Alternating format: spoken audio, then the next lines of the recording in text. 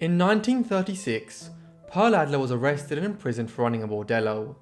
By this time, she'd become one of the most infamous brothel madams in US history, and she crossed paths with notorious American gangsters from New York's underworld. Yet, just 20 years prior, she was living on her own and in poverty. So just how did a Jewish girl from Imperial Russia end up here? Join me to find out. The woman who one day would become known as the most famous madam in New York City was born far away in the city of Yano in Imperial Russia, but what is now Belarus on the 16th of April 1900. Her birth name was Pearl Adler, and Polly was an adopted name she acquired later in her life. Her parents were Morris Adler and Gertrude Koval, and the Adlers were a large family of 9 children, of which Pearl was the eldest, and were of Jewish descent. As a result, her early education was from the village rabbi. Yet, this was a time of growing anti-Semitism towards the Jewish people in Europe, and when she was young, Pearl's father, who was a tailor by trade, decided to uproot his family and head for the land of opportunity across the Atlantic Ocean, the United States of America. This was a multifaceted process, and the Adlers did not leave Europe all at once. Polly left before most of her family, and was sent to live with family friends in Holyoke in Massachusetts in the early 1910s. There, as she waited for her other family members to immigrate to join her, she learned to speak English and worked as a domestic servant. However, the Adlers' plan to immigrate one by one to the US was ruined when the First World War broke out shortly after Pearl's arrival there. Not only could her parents and siblings not join her, but she was also shut off from the small financial support which her parents had been sending her.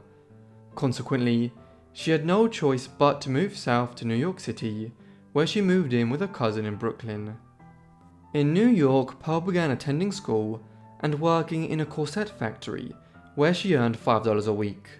Nevertheless, her new life in the Big Apple was sadly interrupted in 1917, when a foreman of the factory she worked at forcibly took advantage of her. Worse still, she fell pregnant as a result.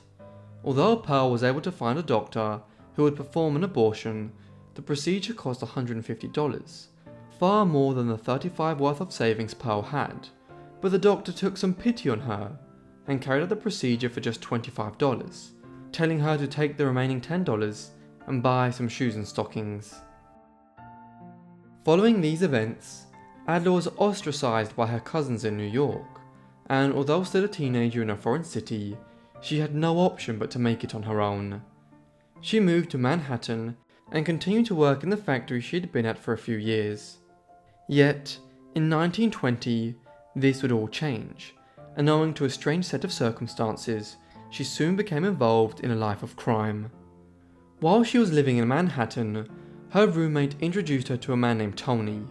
Tony was a bootlegger, the name for an illegal producer and seller of alcohol in the US, thousands of whom had emerged all over the country following the prohibition of alcohol earlier that year. At the time, Tony was having an affair with a married woman who was well known in New York high society, so he needed somewhere where he could meet the woman discreetly.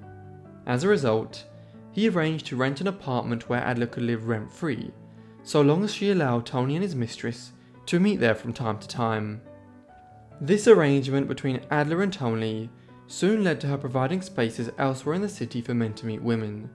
Soon, her network started to expand, and she was aided in this by Tony, whom Adler had since learned was actually Nicholas Montana, a prominent Italian-American mobster in New York City. Within a year or two, Adler was earning over $100 a week, around $1,700 in today's money, as she effectively acted as a procurer of attractive female companions for Montana and his associates. Much of this work was undertaken from a 2-bedroom flat which he rented on Riverside Drive. Yet it was also clear from an early point that this work, which was effectively the running of a prostitution service, was hazardous. One evening, just a few months after she started this, she was arrested by 2 police officers who showed up to her apartment and charged her with being a procuress. Fortunately for her, the case was dismissed owing to a lack of evidence, but Adler was sufficiently perturbed by her first incarceration that for a time she tried to return to legitimate work in a lingerie shop. Nevertheless, this didn't last long, and by the mid-1920s, Adler was working again as a procuress, though this time she was much smarter about it. For instance, she began befriending local police officers and used bribes to keep them on her side. Also, she expanded her services so that she was bringing in more money than ever before. As her business activities grew, Adler became known as the Jewish Jezebel of New York, one who counted some of New York's most prominent gangsters amongst her clients. As the money poured in, she upgraded the premises her call girls operated out of, modelling her main establishment on the Everley Club of Chicago, a defunct former bordello. At the height of the Prohibition in the 1920s, Adler's primary bordello was located inside the Majestic Hotel at number 115 Central Park West.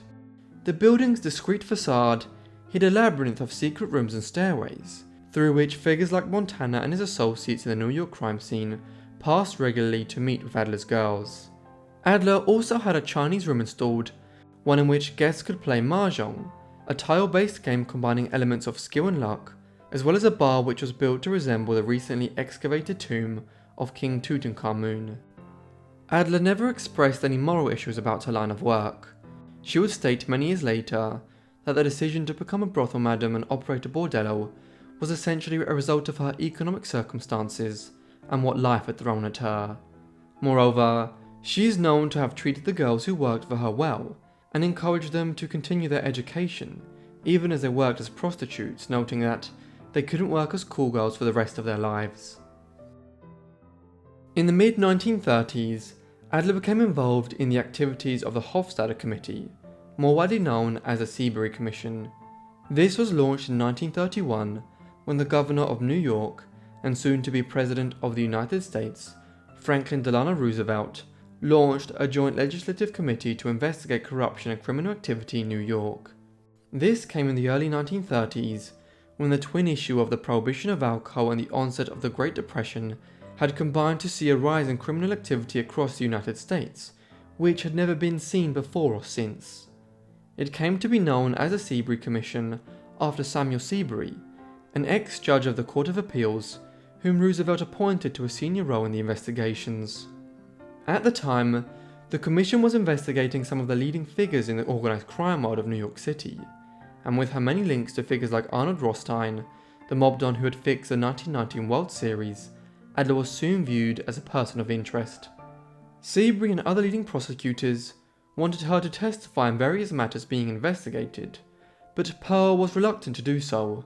After all, another major witness, Vivian Gordon, had been found murdered in Van Cortlandt Park in the Bronx. Pearl consequently took the wise decision to escape from New York for some time after she was called in before Seabury himself and questioned as to why certain checks which had been used to pay for services at her bordellos were provided by police and politicians. Thus, Adler relocated to Florida for approximately 6 months to avoid being drawn any further into the Seabury Commission's net. When she returned to New York, Roosevelt was already preparing to take the White House, Prohibition was coming to an end, and the Seabury Commission had lost much of its impetus, despite being the largest commission of investigation launched against municipal corruption in the history of the United States.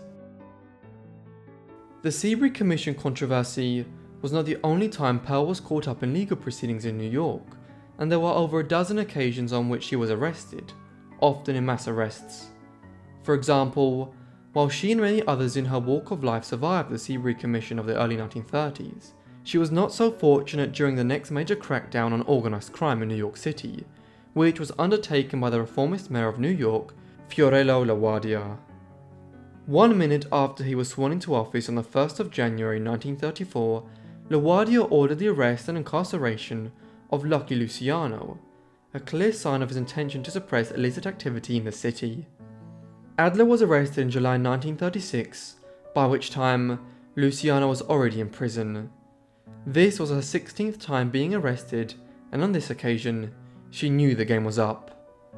Rather than trying to resist the charges, she pleaded guilty to a charge of maintaining a bordello in return for a reduced sentence of just 24 days imprisonment. By now, the golden age of the New York underworld was coming to an end.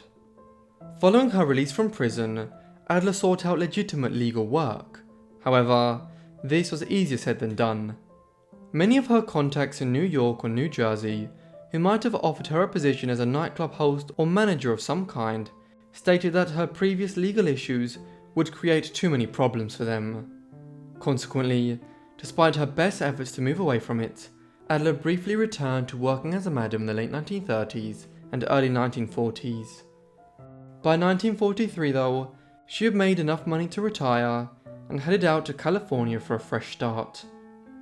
It was in California, while living in Burbank, that she completed a lifelong goal of finishing high school, and it was also at this time that she enlisted the aid of Virginia Faulkner to help her ghostwrite a detailed autobiographical memoir which he published in 1953, A House Is Not a Home.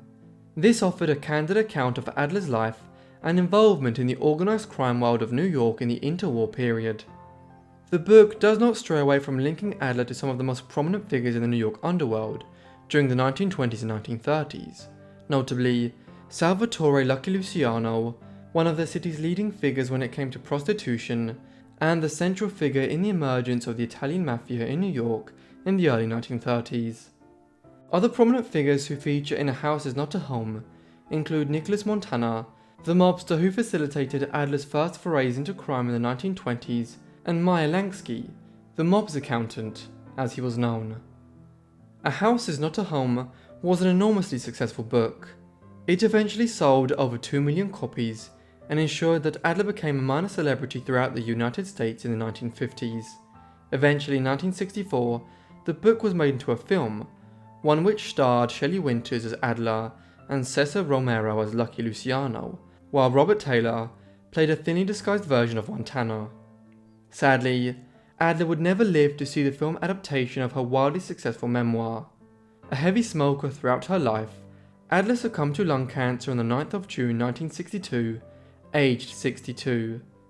In her final years, she took to calling herself a Madame Emeritus.